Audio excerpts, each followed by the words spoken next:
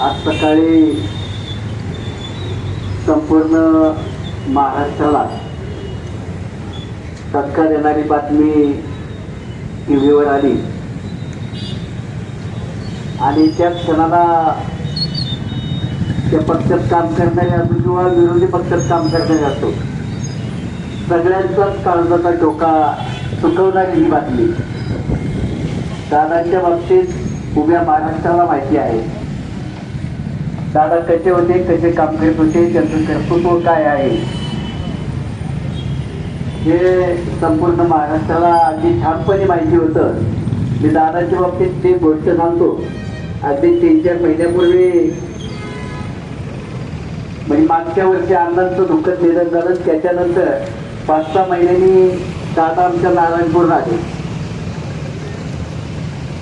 आणि अण्णांच्या खोलीत बसलेलं थोडीशी चर्चा निघाली. त्यावर अण्णा आमच्या लोकांनी सांगितले की आम्हाला पार्किंगची गरज आहे आणि एक रस्ता आमचा फॉरेस्ट खात्यातून जात होता. मग काम करण्याची पद्धत दादांची,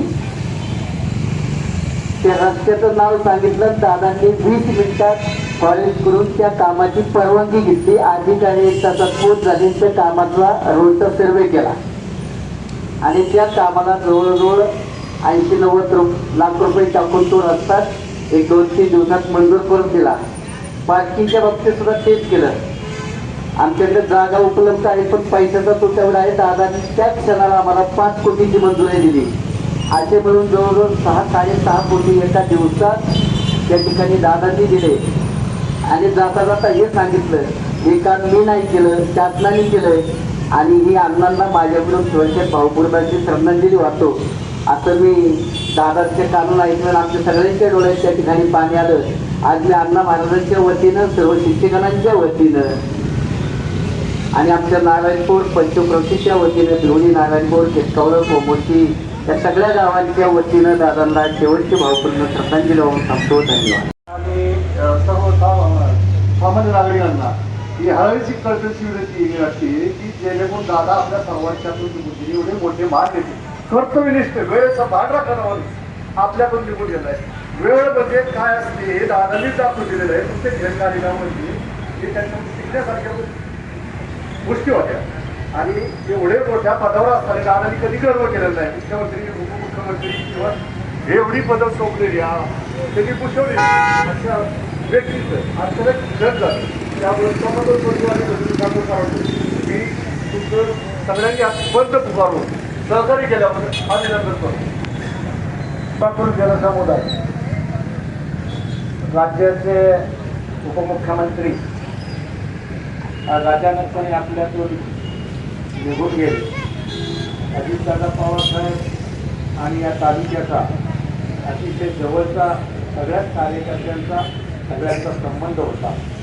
विशेष करून राज्याचे माजी मंत्री, तालुक्याचे नेते आदरणीय दादासाहेब जाधवराव यांच्याबरोबर अनेकदा अजितदादांना बऱ्याचशा गोष्टीबद्दल बऱ्याचशा ठिकाणी भेटण्याचा काही समस्या दादांच्या मार्फत आम्ही सोडवण्याचा जो प्रयत्न केला.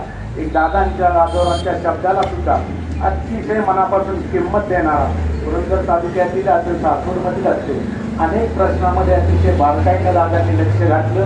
हे प्रश्न सोडवले. प्रत्येकाची पक्ष कुठला असेल, इलेक्शनच्या टायमाला तो विषय वेगळा, पण आम्ही जरी जनता पक्षाचे कार्यकर्ते असलो तरी कुठलंही काम घेऊन गेलो, कुठली गोष्ट सांगितली, मार्केट कमिटीच्या बाबतीत असेल, नगरपालिकेच्या बाबतीत असेल, कुठली रस्त्याच्या बाबतीत असेल, दादांनी कधी दुजाभाव घेत नाही. अतिशय तडकाफडकी निर्णय घेणारा आणि कुठलं नेतो कुठं अडतंय हे विचारून जवळचा आहे, लांबचा आहे तो नाही, फक्त काम झालं पाहिजे असं मानणारा. खरोखर दादांच्या जाण्यानं एक फार मोठं नुकसान झालेलं, फार मोठी हानी झालेली आहे. कारण आपण पाहतो की शेवटी आपण हेल्पटेबल दादांना कार्यकर्ता आपलं गाव सोडून दुसऱ्या गावाच्या सभेत जरी दिसला तरी दादा म्हणणारी इथं काय काम आहे, तुम्ही प्रत्येकाच्या गावात थांबायचं.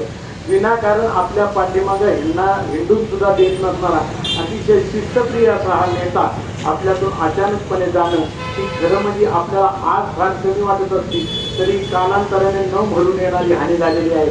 माझ्या महाजन परिवारांच्या असेल दादांच्या जुन्या कार्यकर्त्यांच्या वतीने मी त्यांना भावपूर्ण श्रद्धांजली आहे. अध्यक्ष इतक्या क्षेत्रामध्ये इतक्या प्रभावीपणे काम करणारं नेतृत्व त्या ठिकाणी परत होणार नाही. मी माझ्या साकड त्याचबरोबर पुरंदर तालुका मराठा क्रांती मोर्चाच्या वतीने मी आदरणीय दादांना भावपूर्ण श्रद्धांजली वाहतो. सायंकाळी 7 वाजता विद्या प्रतिष्ठान बारामती येथे दादांचा अंत्यविधी होईल आणि अंत्यदर्शनाची व्यवस्था त्या ठिकाणी संध्याकाळी 5 वाजल्यापासून विद्या प्रतिष्ठान या ठिकाणी त्या ठिकाणी व्यवस्था आहे. अंत्यदर्शनाची व्यवस्था 5 वाजल्यापासून आहे. अंत्यविधी 7 वाजता आहे आणि सासवडच्या सर्व व्यापारी बंधू भगिनींनी, आम्ही सर्वांनी, सासवडच्या सर्व नागरिकांनी, व्यापारी संघटनेच्या अध्यक्षांनी आपल्या सर्वांना विनंती केली. आपण 10-15 मिनिटांमध्ये संपूर्ण गाव बंद केलं. आपले मानावे तितके आभार थोडे आहेत, कारण आपले सासवडच्या रस्त्यावरून महाराष्ट्रातल्या कानाकोपऱ्यातले लोक या रस्त्याने जाणार आहेत आणि ज्यावेळी राज्याचे मान्यवर नेते मंडळी या रस्त्याने जातील त्यावेळी आपण आज एक दिवस बंद पाडून दादांना दिलेली जी श्रद्धांजली ती त्या ठिकाणी सर्वांच्या निदर्शनास येईल. पुन्हा एकदा दादांना श्रद्धांजली वाहून या ठिकाणी थांबतो. पूर्ण महाराष्ट्र गोरखा झालेला आहे. दादांचं काल परवा सासवडमध्ये शेवटचं येणं होतं आणि दादा हसत सगळ्यांना हात वर करून सांगत होते, खरोखर एक धडाडीचे कार्यकर्ते आणि दादा बोलतील ते खरेखर दादाच करायचे. दादांनी आजपर्यंत ह्या सासवडवरती चांगलं लक्ष ठेवलेलं आहे आणि त्या पद्धतीत दादांनी म्हणतात त्या ठिकाणी काम केलेले आमचे तात्या सांगतील.